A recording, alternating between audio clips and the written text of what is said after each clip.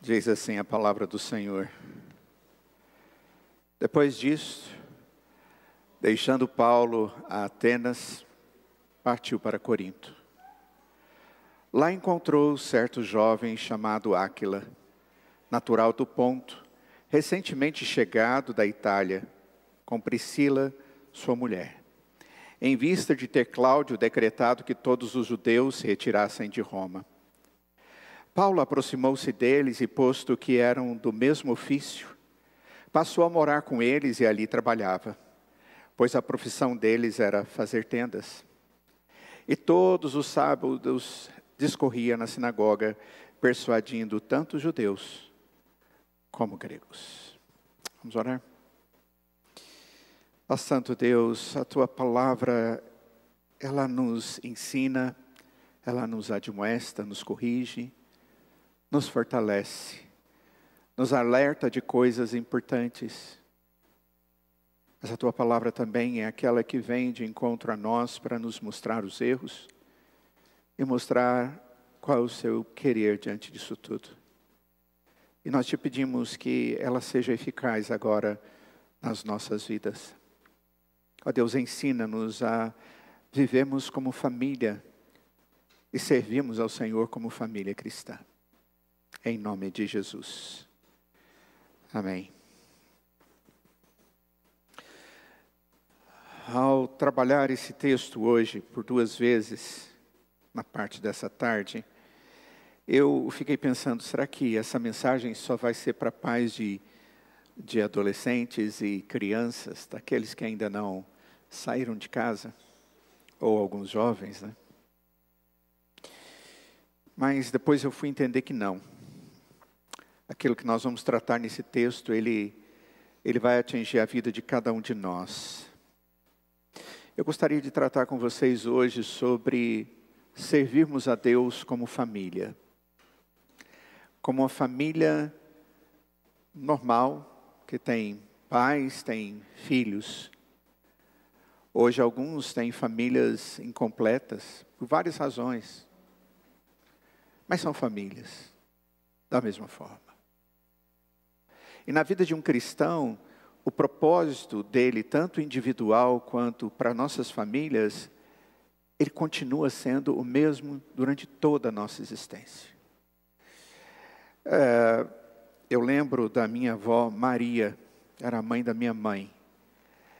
Ela chamava todo mundo de meninos.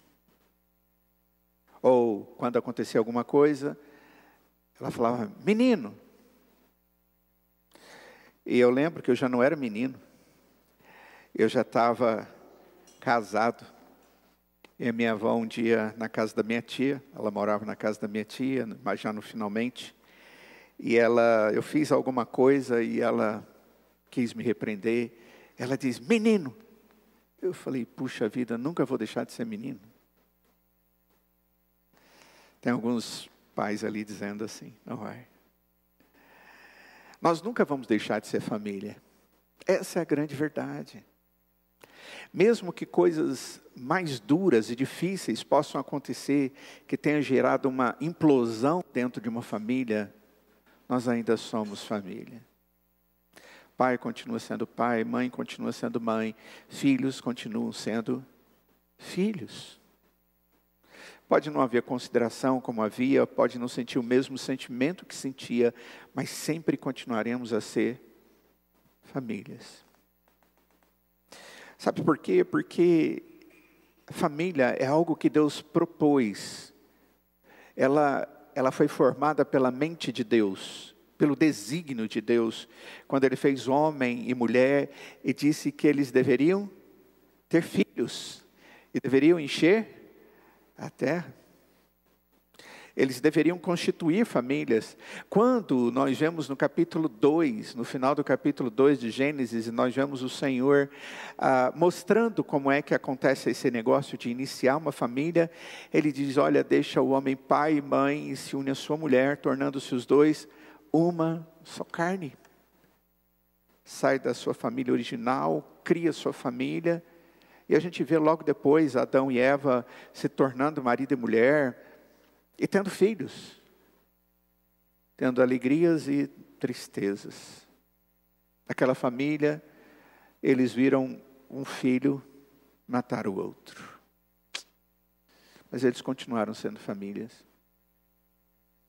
A gente observa alguns outros exemplos, como por exemplo, Davi. Davi foi um homem que, desde jovenzinho, Deus havia mostrado que ele seria rei de Israel. Uau! E aquele homem foi ungido para ser, foi preparado para ser e se tornou realmente o rei do povo de Deus. Um homem que em tudo o que fazia tinha vitórias, inclusive, principalmente nas suas investidas militares. Mas ele pecou, ele maculou a sua casa. Houve consequências sérias na vida dos seus filhos, houve lutas entre irmãos, houve morte entre irmãos, houve agressão de um irmão contra uma irmã também. Coisas terríveis. Mas é interessante como que Deus trabalhou tudo isso. Como Deus consertou o coração e a vida daquelas pessoas. Mas aquelas pessoas nunca deixaram de ser quem eles eram. Pais e filhos. Tudo que nós desejamos é ter uma família aos pés do Senhor Jesus. Ou ao pé da cruz. Não é verdade? Um cristão, quando ele se casa, vai formar uma família, ele pede: Senhor, me dê filhos, mas filhos que possam servir ao Senhor, amar ao Senhor, entender a salvação. Um pai cristão, quando ele e uma mãe cristã, quando eles se unem, eles estão nessa expectativa. O Alberto e a Cássia hoje estavam todos felizes compartilhando conosco que está vindo um terceiro neto. Se quem não sabia, soube agora, viu, irmã?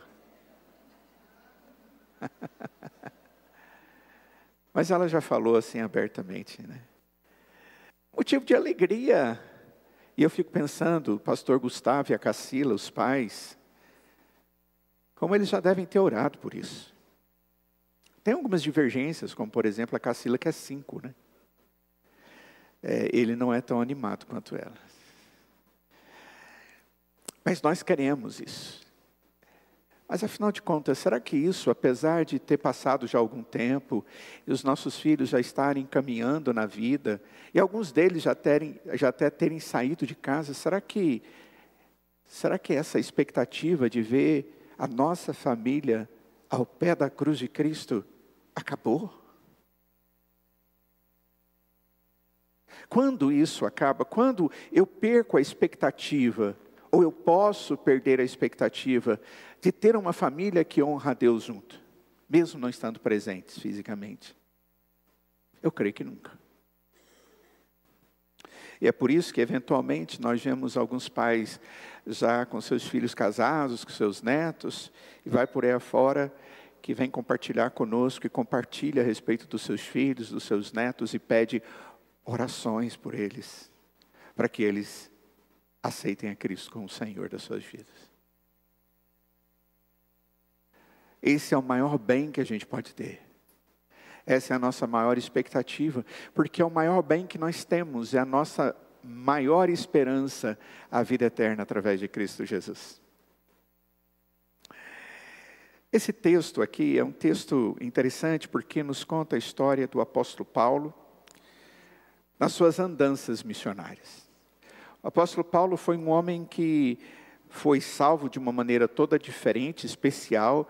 Deus demonstrou completamente o seu poder ali, tirando alguém que ninguém apostaria nele para a salvação, e Deus fez a obra na vida dele, e acabou usando-o como um referencial enorme. Um personagem bíblico que nos leva a pensar muito sobre a forma com que ele levou a vida espiritual e como ele nos ensinou. E esse homem, pregando o evangelho, ele passou por muitos lugares. E ele encontrou, dos lugares onde ele estava, diz o texto, que ele sai de Atenas e ele foi para Corinto, no verso 1.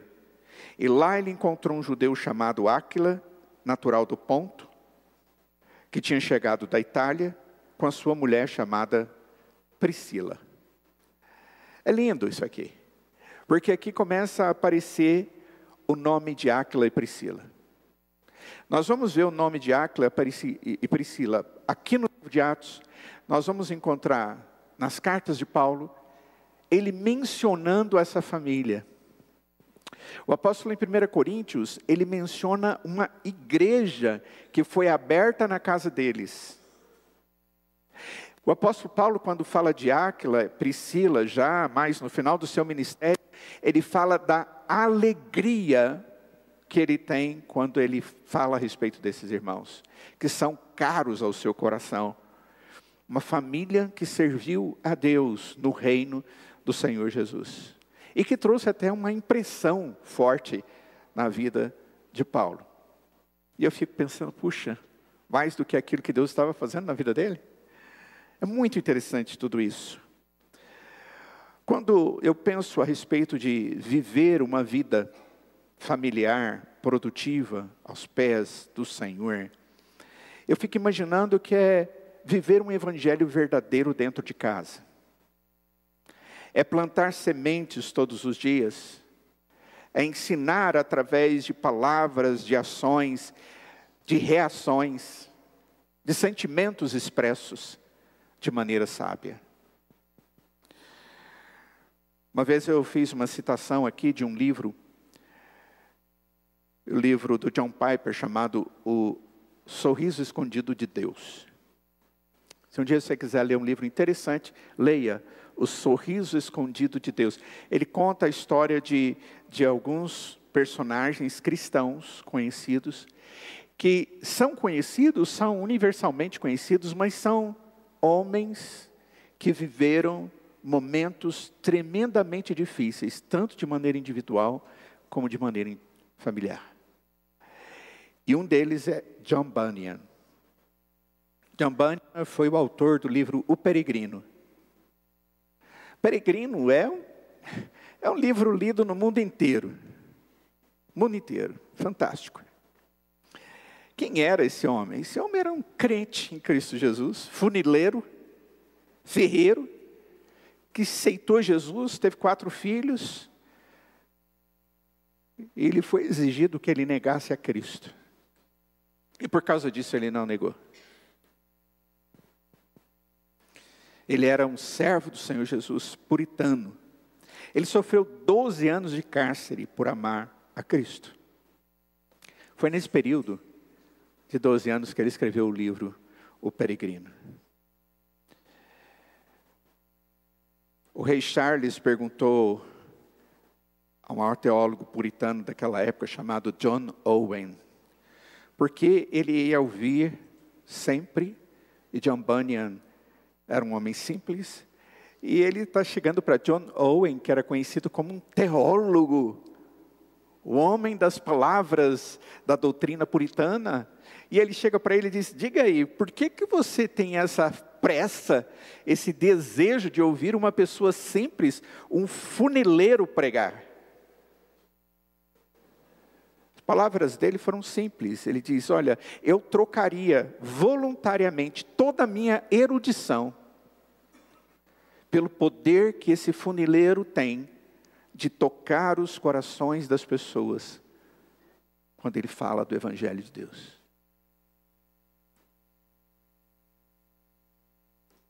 Mas o preço foi duro para esse homem. E para sua família também. Depois de 10 anos de casado, aos 30 anos, a sua mulher faleceu. Deixou 4 filhos, como eles dizem. Uma delas era uma criança especial. Deus teve propósito na vida daquele homem.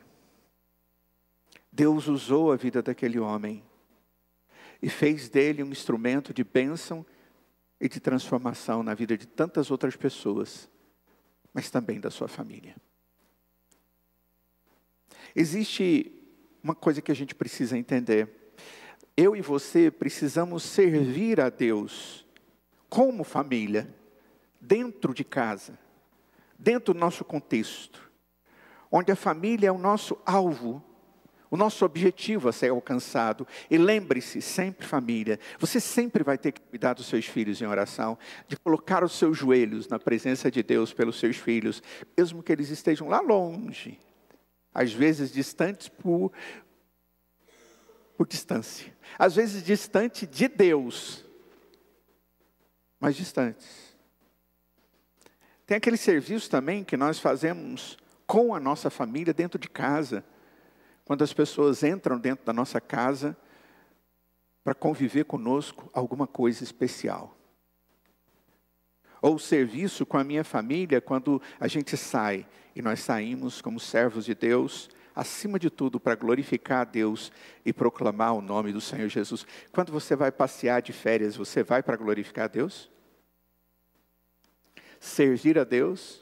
Para que todas as pessoas que te veem na praia falem, esse é um servo do Senhor Jesus. De vez em quando eu vejo umas servas do Senhor Jesus na praia, eu digo, Senhor amado, não está adorando o Senhor.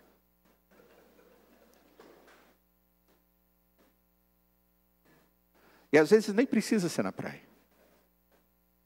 Não é verdade? Qual o contexto aqui? O contexto é o apóstolo Paulo, na sua viagem, né? E ele vai proclamar o Evangelho. Quando ele chega em Corinto, ele tem uma oportunidade de encontrar Áquila e Priscila.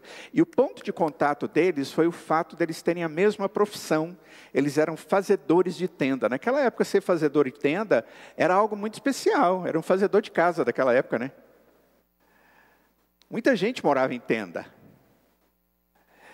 E eles também faziam tendas.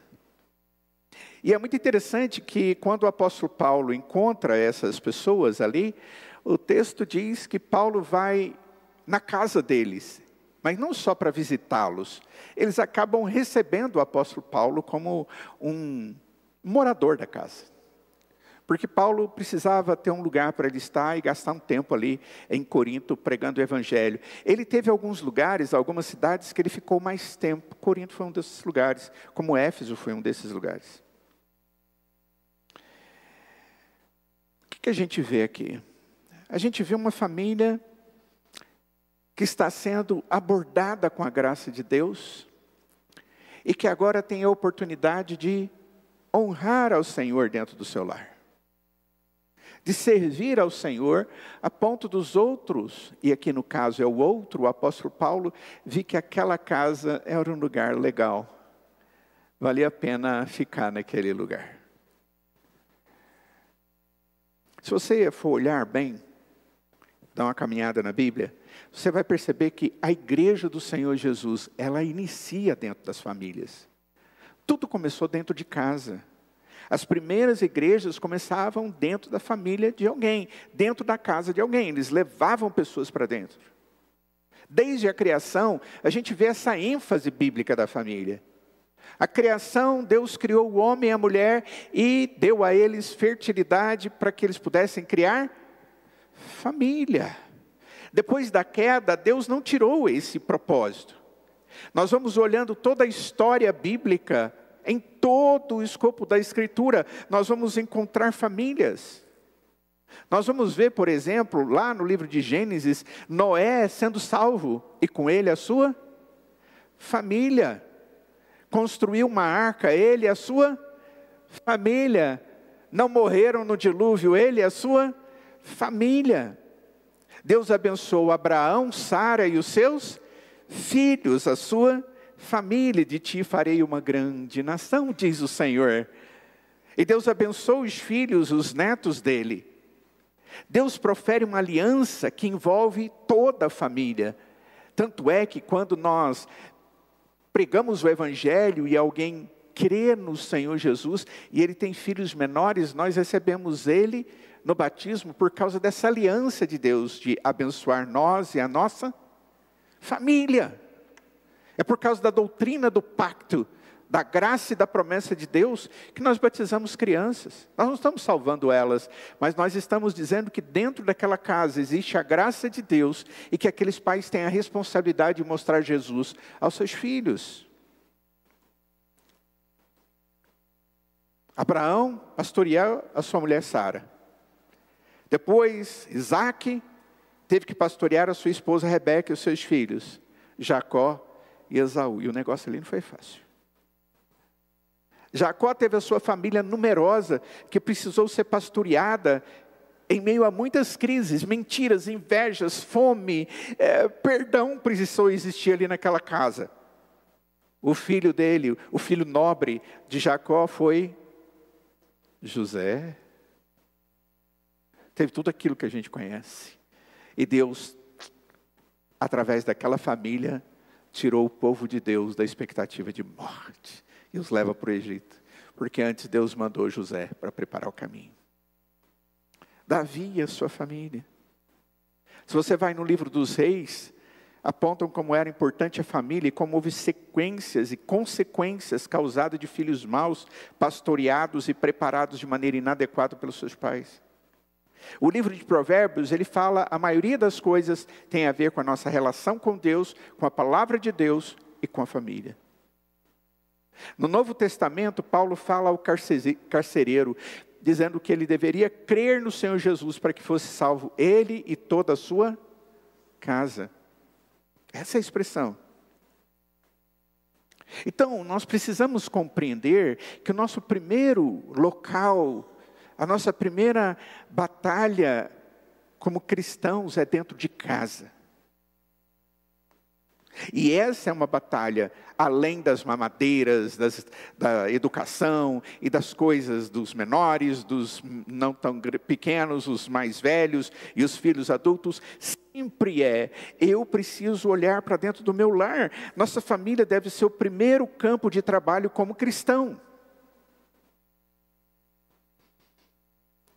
O cônjuge, os filhos e depois, consequentemente, os demais parentes. Quem está dizendo isso é a Escritura, basta você lê-la e você vai ver o quanto Deus nos fala a respeito da importância disso. Isso tudo porque Deus instituiu a família como a base das relações do ser humano. Eu não creio que foi um acaso o autor do livro de Atos, que é Lucas, ao registrar aqui de maneira narrativa a história, ou partes da história do ministério de Paulo, ele tem anunciado um casal com ele no ministério.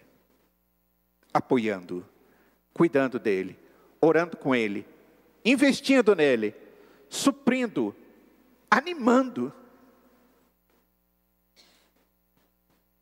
Deus, de alguma forma, tinha preparado aquele homem, aquela mulher, para que eles fossem esses personagens que para nós é bíblico, mas que fazia parte do propósito eterno de Deus na história.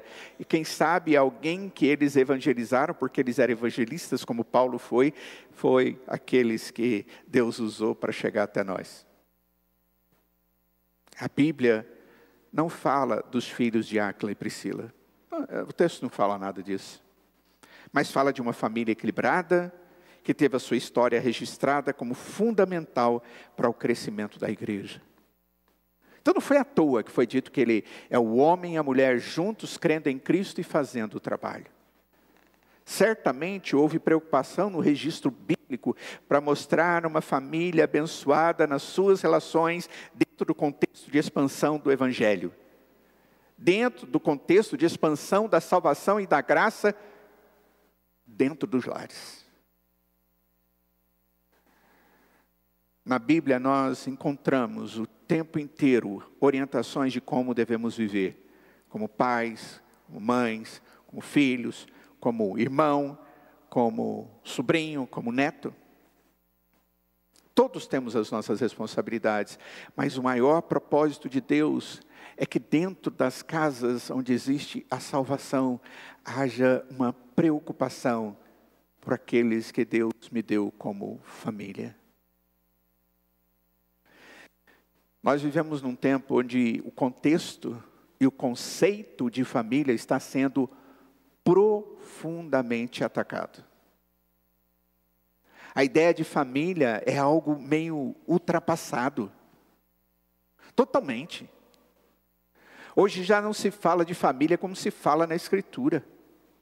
Já não se fala de papai e mamãe Mas nem sempre papai e mamãe é papai e mamãe. Às vezes são dois pais, às vezes são duas mães. Que loucura é essa?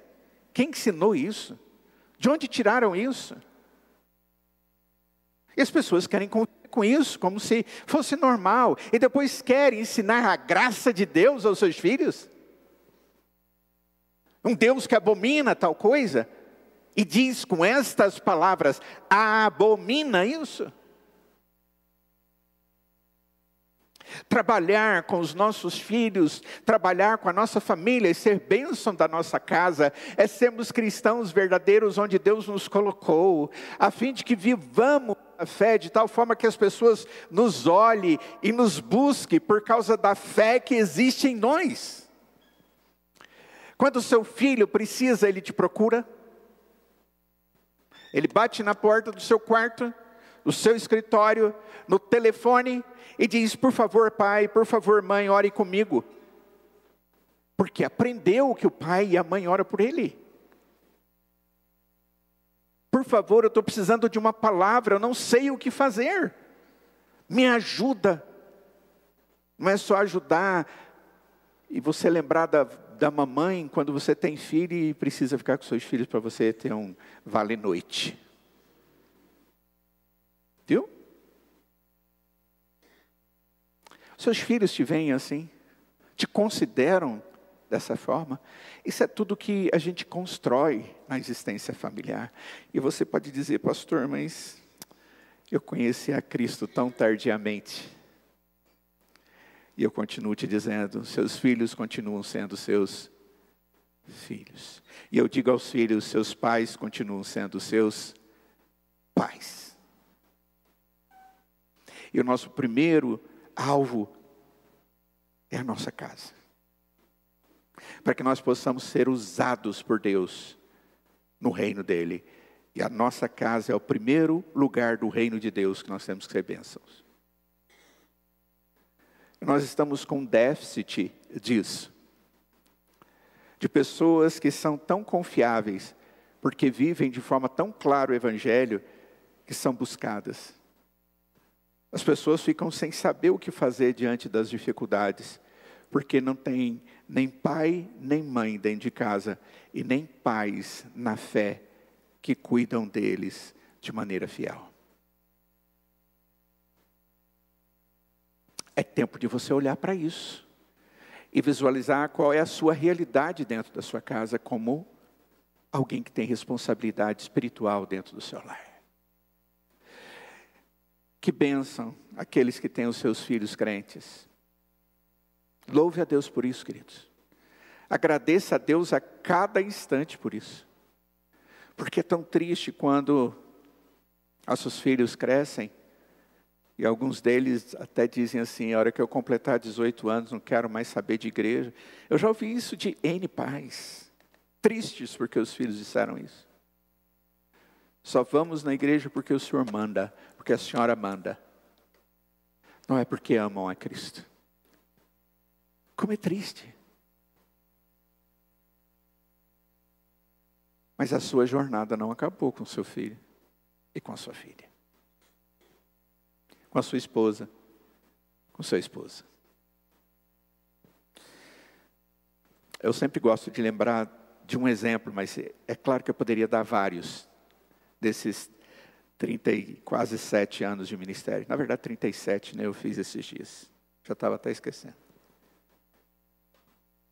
Eu lembro de uma irmãzinha muito querida, pequenininha, educadinha, amorosa, muito serva de Deus, um testemunho, chamada Rhodes.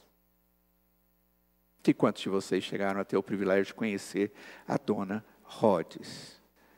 Ela era uma mulher simples, humilde, mas ao mesmo tempo fina, professora de francês, lindinha. Aquela mulher amava Cristo.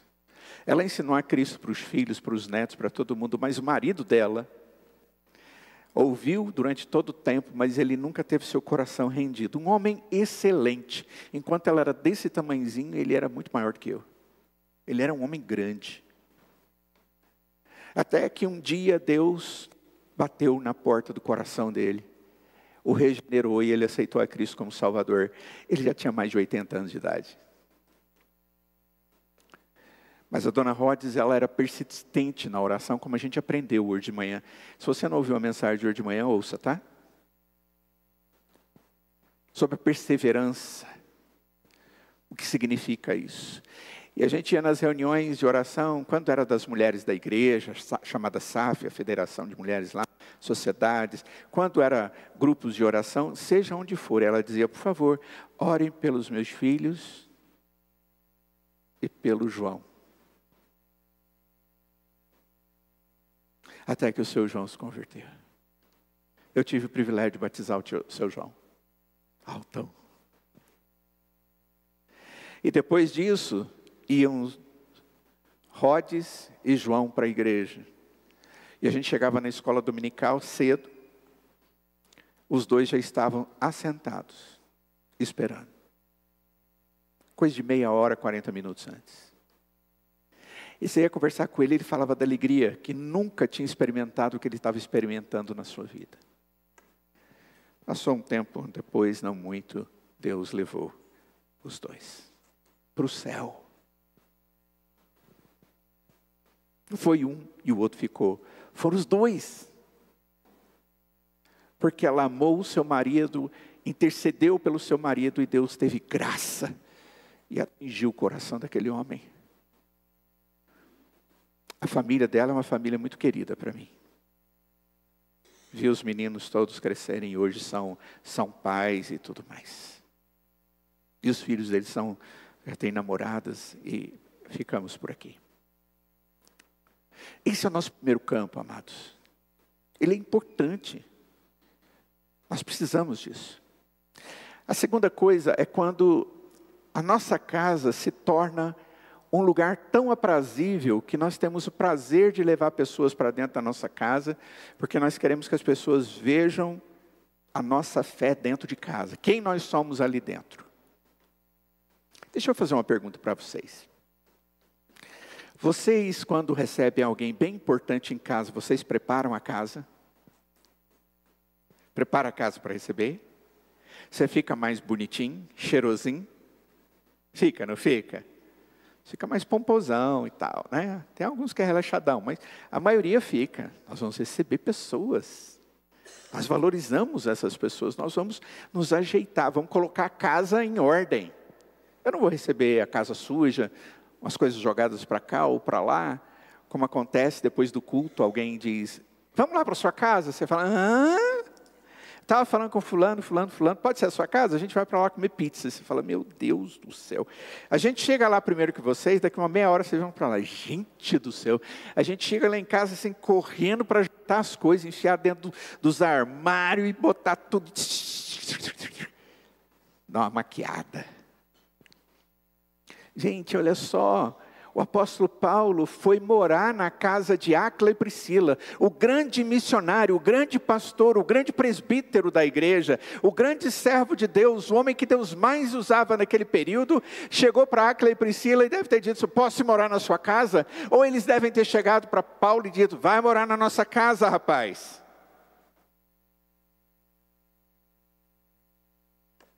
Eles sabiam quem Paulo era, ele era o servo de Deus, o grande instrumento nas mãos de Deus. Se a vida deles espiritual não tivesse em dia, eu creio que eles não fariam esse convite. Eles iam ter vergonha. Porque alguém ia chegar lá e ia ver o dia a dia da família. E principalmente o dia a dia deles. Nós precisamos estar sempre prontos para receber pessoas no nosso meio, para que essas pessoas sejam abençoadas com a mesma bênção que Deus tem derramado sobre a nossa vida. A nossa vida, ela tem que ser tão bem arrumada pelo Espírito de Deus, que quando as pessoas vêm conviver conosco, elas percebem o cheiro de Cristo como nosso perfume. Bom perfume de Cristo, diz o apóstolo Paulo em 2 Coríntios. Áquila e Priscila levaram Paulo para morar ali. Depois a gente vai ver, já contei para vocês, a casa dele se tornou uma igreja. Se tornou um lugar que não só Paulo, não só ele foi para aquele lugar, mas outras pessoas iam para lá. Em Romanos capítulo 16, verso 5, ele diz: saudai igualmente a igreja que se reúne na casa deles. Ele saúda Áquila e Priscila, depois a igreja que se reúne na casa deles. Eles estavam sempre prontos como cristãos autênticos, verdadeiros e não de fachada, para receber as pessoas e conviver com elas, e testemunhar Jesus Cristo com o seu dia a dia, com as coisas pequenas. 1 Coríntios capítulo 16, verso 19, diz o texto: as igrejas da Ásia vos saúdam no Senhor, muito vos saúdam Áquila e Priscila, e bem assim a igreja que está na casa deles.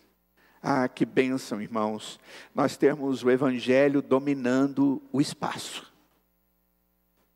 E quando eu falo Evangelho, eu estou falando de Cristo, o verdadeiro Evangelho de Deus. Eu não estou falando de religiosidade, eu não estou falando de outros deuses, eu estou falando de um único Deus e Senhor, um único adorado, o único reverenciado, o único a ser soberano sobre a sua casa, aquele que é exaltado como único e que você jamais abriria mão de fazê-lo.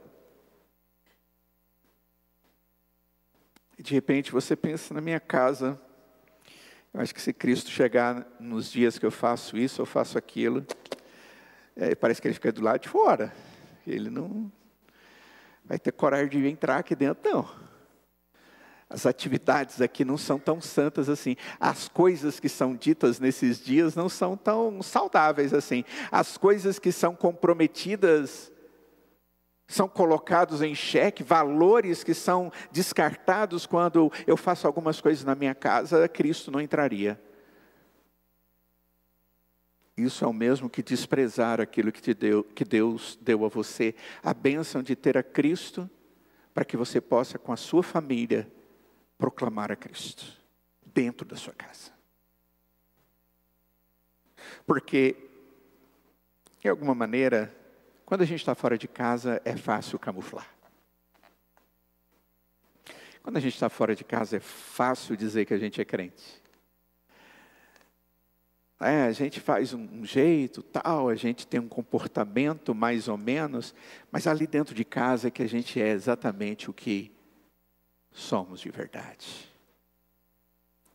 Como o marido que pede à mulher e diz: não fale com o pastor sobre o que está acontecendo aqui na nossa casa. Ou vice-versa. Porque se você fizer isso, é o início do fim. Ao invés dele chegar para sua esposa e dizer: minha amada, me ajuda porque nós precisamos melhorar a nossa vida, a família, o nosso contexto. Eu estou com um problema no meu comportamento e eu preciso do seu apoio, da sua oração, da sua admoestação, do seu zelo. Não, se você fizer alguma coisa e falar alguma coisa, a nossa casa começa a acabar. Porque você me expõe. Não pense que isso acontece pouco, porque acontece muito. A nossa casa, ela precisa ser aquele lugar onde a gente cresce espiritualmente e onde a gente se prepara para sair para o mundo para evangelizar, para proclamar o Evangelho. Os nossos filhos, eles enfrentam uma batalha diária, todos os dias.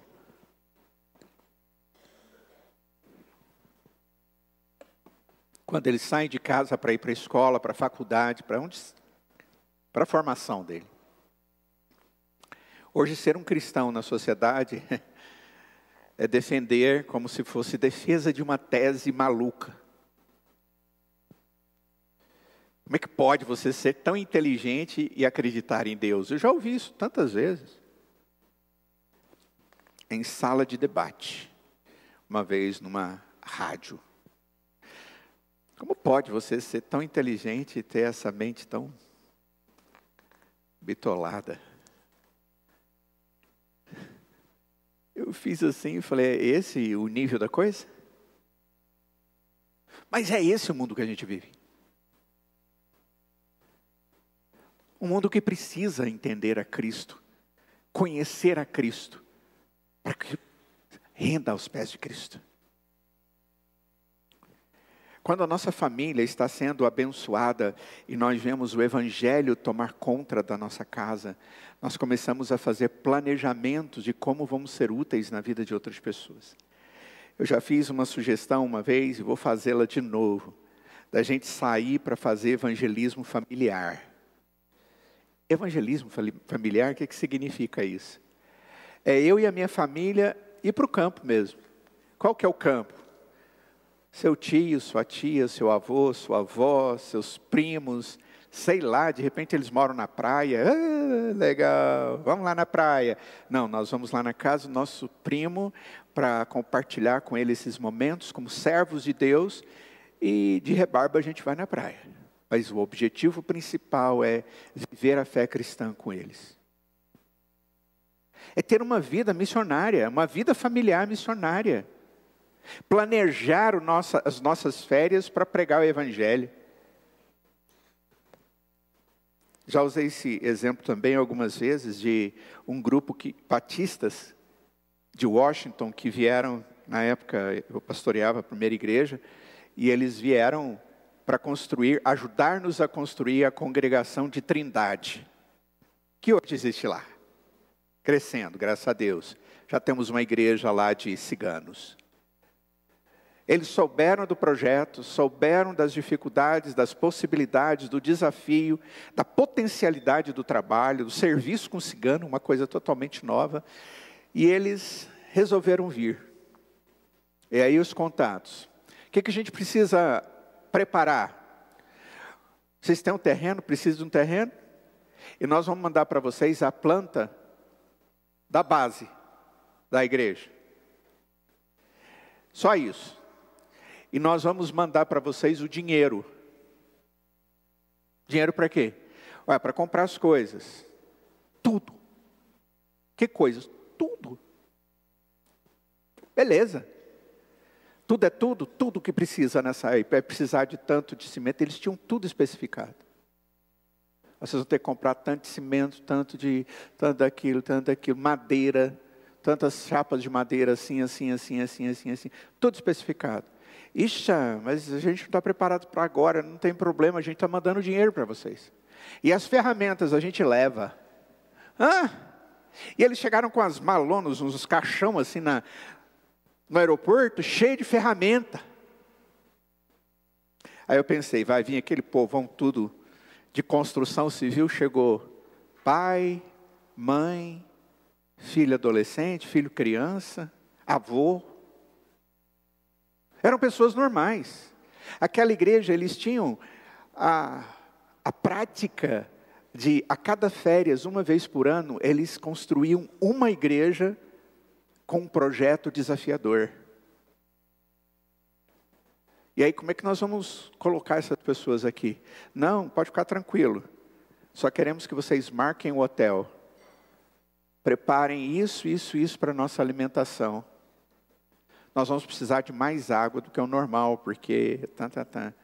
Nós queremos coisas para refrescar. A gente alugou uns negócios de picolé e de sorvete para deixar lá. Eles trabalhavam do comecinho do dia ao final do dia. Em uma semana a igreja estava pronta. Eles começaram na segunda. No sábado nós fizemos o culto de inauguração. Todos os bancos foram feitos lá de madeira, cortados, preparados, vernizados, ventilador no teto, janela bonitinha, fachada da igreja, tudo certo. O que nós temos que fazer?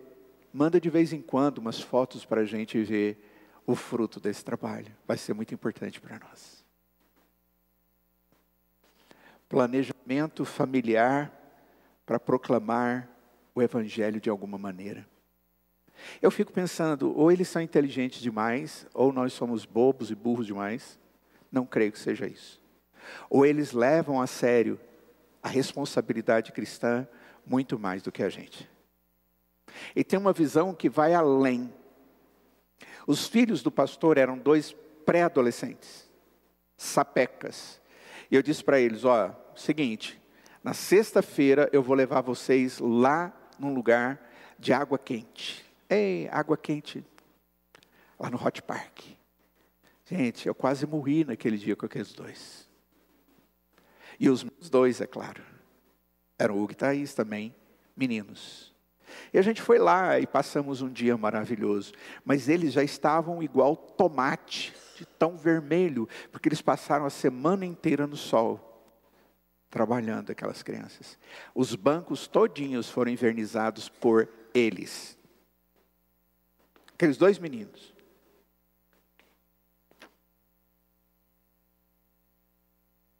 Serviço cristão.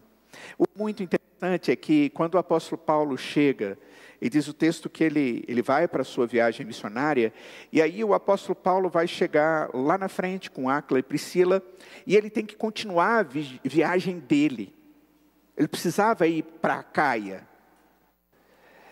E aí ele ficou sem saber como fazia. Aí Áquila e Priscila disse para eles assim, você vai, continua a sua viagem, enquanto você está lá, nós fazemos o seu trabalho aqui. Nós vamos cuidar da igreja aqui enquanto você vai lá. E nesse inteirinho chegou um rapazinho lá chamado Apolo. Já ouviram falar de Apolo na Bíblia?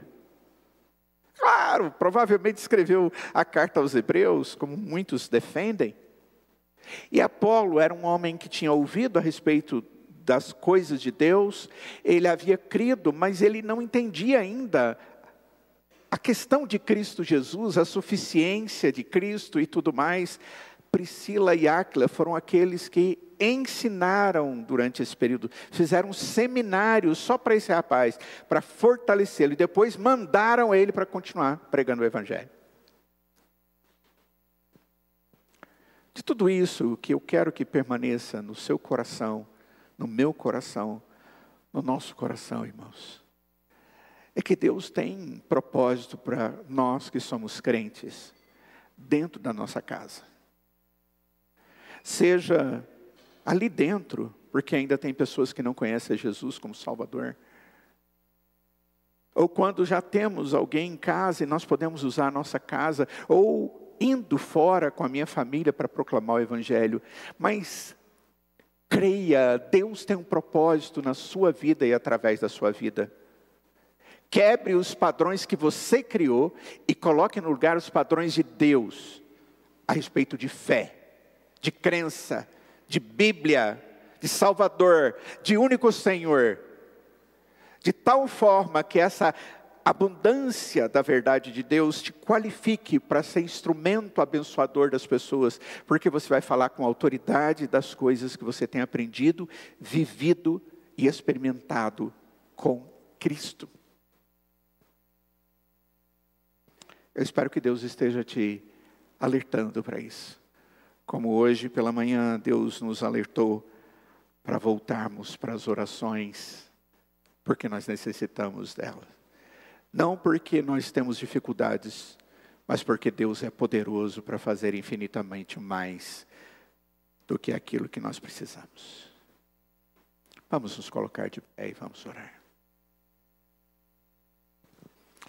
Ó Deus amado, obrigado por esse tempo na Tua presença, pela Tua igreja. Obrigado por esse culto, obrigado pela vida de cada irmão, seus familiares, obrigado pelos visitantes. Derrame graça sobre a vida de cada um de nós durante essa semana e permita que a Tua palavra produza frutos para a Tua glória e para o nosso bem. Em nome de Jesus, ó Deus, faça de nós um vaso de honra dentro das nossas casas. Tenha misericórdia, Deus. Em nome de Jesus nós oramos e imploramos que o Deus da paz, que tornou a trazer dentre os mortos a Jesus, o grande pastor das ovelhas, que Ele vos abençoe, vos guarde e faça resplandecer sobre vós o seu rosto e vos dê da sua paz. O amor de Deus o Pai, na graça de Jesus o Filho e na comunhão do seu Santo Espírito, e que seja assim hoje e para todos sempre. Amém.